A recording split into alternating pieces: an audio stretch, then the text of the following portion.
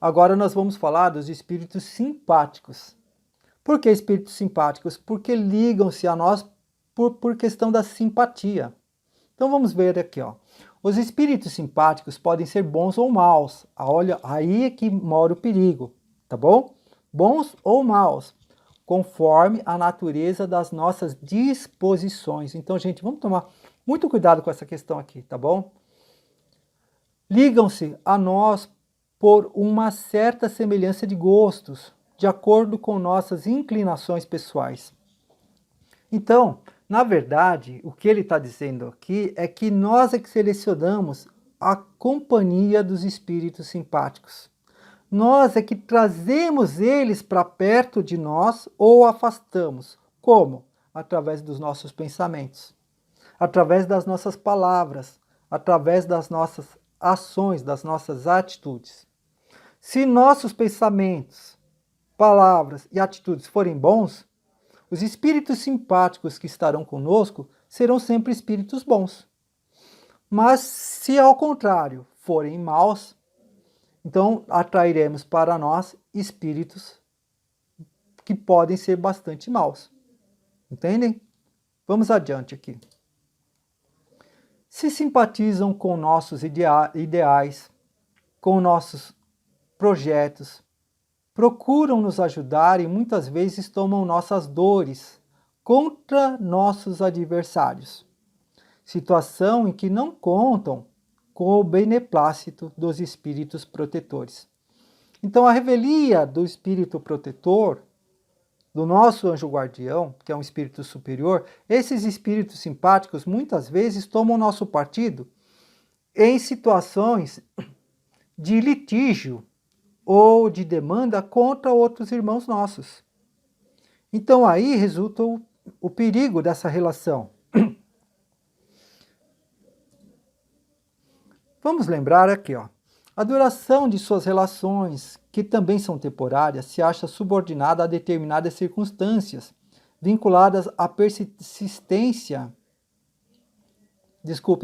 vinculadas à persistência dos desejos e do comportamento de cada um. O que ele está querendo dizer aqui é que, às vezes, nós, por nossos vícios, nós atraímos certa classe de espíritos. Vamos imaginar um espírito que fuma, como aqui na gravura. Ele não tem mais corpo físico.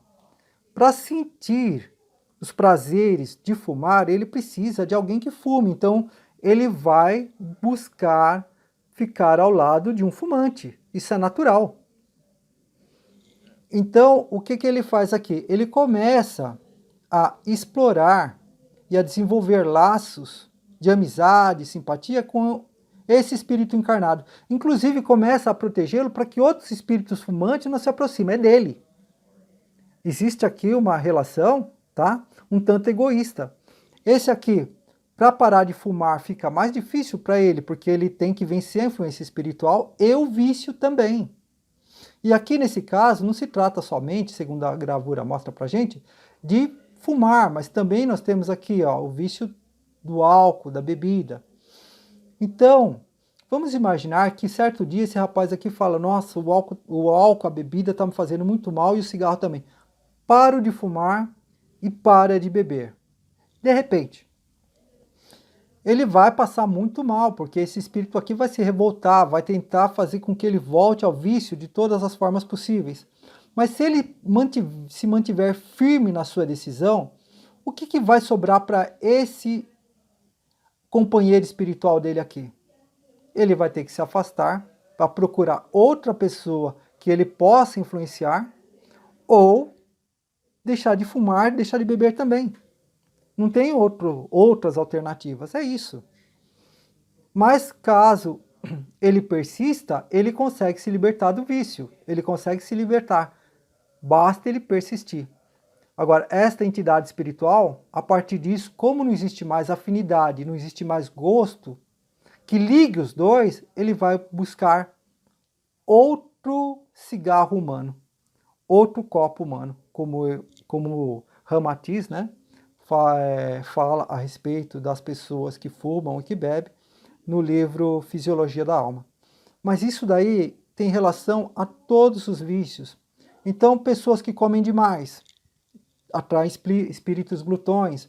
Pessoas que são desvirtuadas no sexo, que são sexólatras, atraem espíritos também que estão desvirtuados e procurando parceiros encarnados que têm o vício do sexo e assim por diante. Tá bom, gente? Vamos adiante.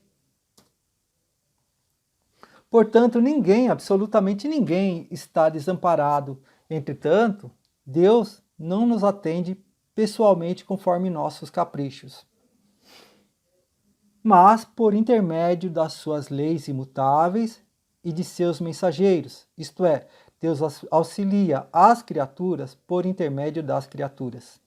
Então, isso fica bem entendido, né, gente? Não seria lógico que Deus descesse dos planos superiores para atender aos nossos pedidos, aos nossos caprichos. Não. Ele dá essa incumbência para que sejamos auxiliados pelos nossos irmãos espirituais. Os anjos ou protetores espirituais de hoje são os homens de ontem que evoluíram, deixando para trás a animalidade. E aqui a gente vê nessa gravura a escada de Jacó. A escada de Jacó é um símbolo do esforço que nós temos que fazer para evoluir, lutando contra as nossas imperfeições, contra os nossos vícios, mas tendo também nos degraus o apoio e o amparo da espiritualidade para que possamos subir para os planos mais elevados com segurança. Vamos adiante. Essa ligação e interdependência entre os espíritos das diversas faixas evolutivas, em permanente contato com o plano físico, formam o caleidoscópio da grande família universal, evidenciando as leis da unidade e da solidariedade entre os seres. Deus, nosso Pai, não nos quer como autômatos, mas sim como parceiros, criadores. Ele quer que tenhamos a aventura de alcançar a perfeição pelas próprias forças, desfrutando o mérito da vitória sobre nós mesmos. Lembremos-nos, finalmente, de que cada um de nós encarnados também pode e deve amparar o próximo, de acordo com a nossa capacidade, independente do estágio evolutivo em que nos encontramos. Vamos lembrar, gente, que fora da caridade não há salvação. E que justamente na prática da caridade é que nós temos a nossa melhor ferramenta para evoluirmos. Então, nós não podemos, de forma alguma, esquecer disto, que nós precisamos amparar nossos irmãos do caminho, porque em determinado momento, com certeza haverá aquele dia em que alguém vai precisar estender as suas mãos para nos amparar também. E o bem que praticamos hoje retornará para nós com certeza, eu sou prova viva disso. Vai retornar para nós com certeza, e na hora que nós mais precisarmos. Se eu fosse contar casos aqui em que eu fui auxiliado de formas inesperadas, ficaríamos aqui uma semana inteira, né? E eu tenho certeza que cada um de vocês poderia dar testemunho de como a misericórdia divina nos ampara quando a gente tem aquele desejo de amparar também os nossos irmãos. Vamos adiante?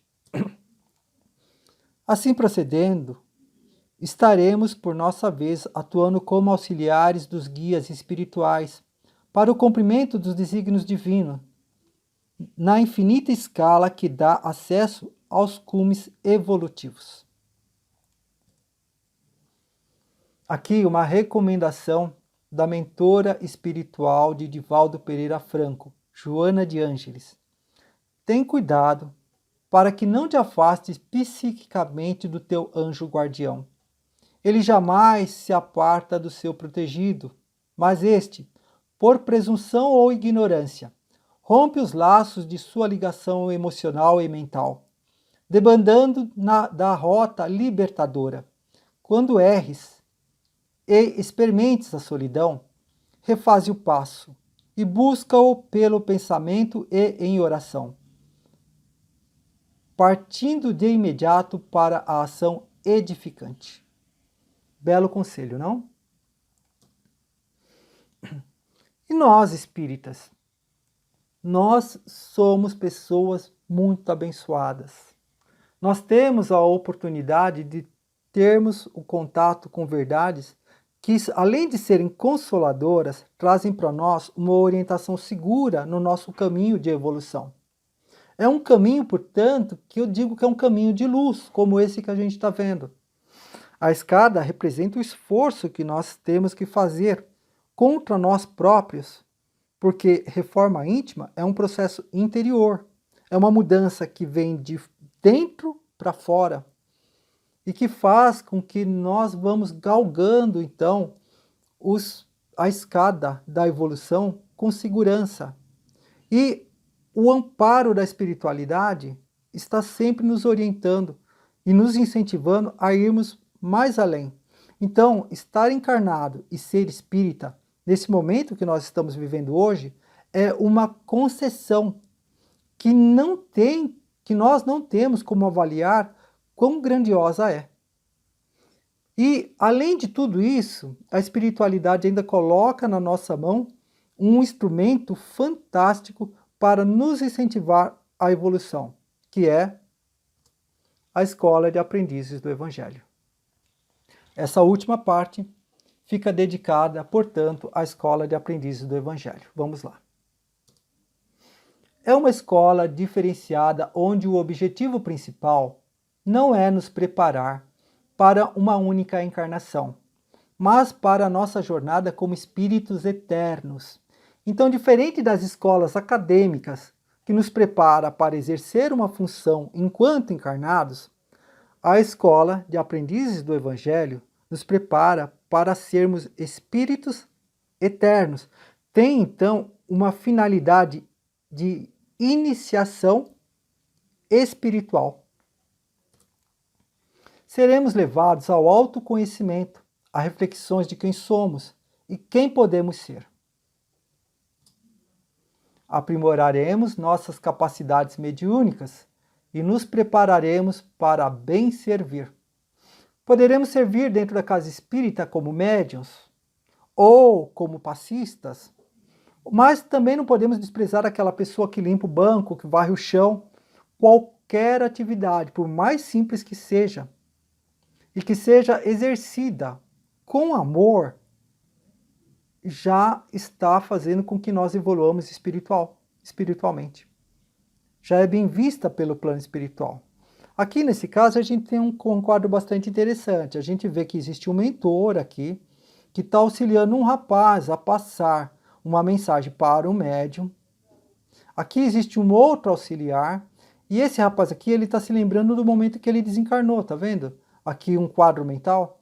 E este quadro mental está sendo visto ou percebido pela médium que está no momento psicografando alguma coisa que provavelmente deve ser uma carta para os familiares desta pessoa, desse rapaz que está aqui, que é um espírito recém-desencarnado. É mais ou menos assim que acontecem as sessões de psicografia. Aprenderemos sobre Jesus e seus ensinamentos, a criação, nosso planeta, a evolução. Vamos nos aperfeiçoar moralmente através do autoconhecimento, renovando pensamentos, sentimentos e atitudes. Tudo posso, mas nem tudo me convém. Essa citação, ela pertence a Paulo de Tarso. E olha que sabedoria da parte dele. Porque quando eu evoluo, eu percebo que eu tudo posso fazer, mas nem tudo me convém. O que me convém? O que me convém fazer é justamente aquilo que resulta em benefício para mim e para as pessoas ao meu redor, para as pessoas que eu amo, para a humanidade, para a minha nação, entendem? Se da minha ação vai resultar algo ruim ou trágico para quem quer que seja, opa, já não devo fazer, porque nós seremos responsabilizados por tudo aquilo que fizermos. Lembre, é sempre bom lembrar disso. Nós estamos evoluindo na condição de espíritos ainda bastante imperfeitos que somos, nós estamos evoluindo sob a lei de causa e efeito. Então, é o mesmo que dizer isso que Paulo está falando aqui, é o mesmo que o dizer bíblico, onde se diz assim que o plantio é livre, porém a colheita é obrigatória. Também dá para lembrar os dizeres de Jean-Paul Sartre, que ao tempo de Allan Kardec era um filósofo bastante renomado.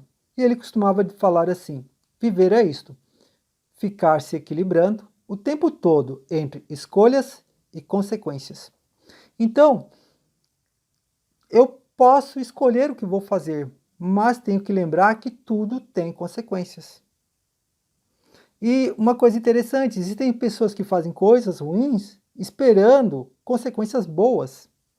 Existem pessoas que querem progredir na vida puxando o tapete dos outros e acham que com isso vão lá na frente ser felizes. Isso não tem condições de ser. Está contra os ditames das leis divinas, principalmente a lei de ação e reação. Como que eu vou conseguir construir a minha felicidade em cima da infelicidade dos outros? Isso não tem a menor lógica. Se Deus permitisse isso, então Deus seria injusto. E suas leis divinas são justas. Então, se eu sou uma pessoa esperta e inteligente, eu vou praticar o bem para receber o bem. Eu vou amparar para ser amparado. Eu vou ajudar os outros a serem felizes para ser feliz também. Lógico. Teremos a oportunidade para adestrar nossas forças sem temor e represálias, lutando contra nossas imperfeições, visando o nosso próprio engrandecimento espiritual. É um processo de iniciação espiritual entre eu e Deus. É interessante essa frase aqui, que é um processo de iniciação espiritual entre eu e Deus, porque é verdade. Reforma íntima é algo que ocorre entre você e Deus, mas você não está sozinho nessa jornada. Nessa caminhada, você tem inúmeras pessoas lhe estendendo a mão. E é isso que nós vamos falar agora. O primeiro a nos auxiliar é o nosso Mestre Jesus, que, como nosso mestre e modelo, é o grande patrocinador da Escola de Aprendizes do Evangelho. E com certeza teremos o auxílio da equipe encarnada, com destaque para o nosso dirigente, para os secretários e expositores, todos trabalhando como voluntários e sendo ex-aluno da Escola de Aprendizes, sabem o quanto é importante este passo para a autorrealização de cada aluno. Mas na Escola de Aprendizes do Evangelho, esse processo decorre também com o auxílio de um amigo espiritual, que será nosso companheiro e mentor no processo.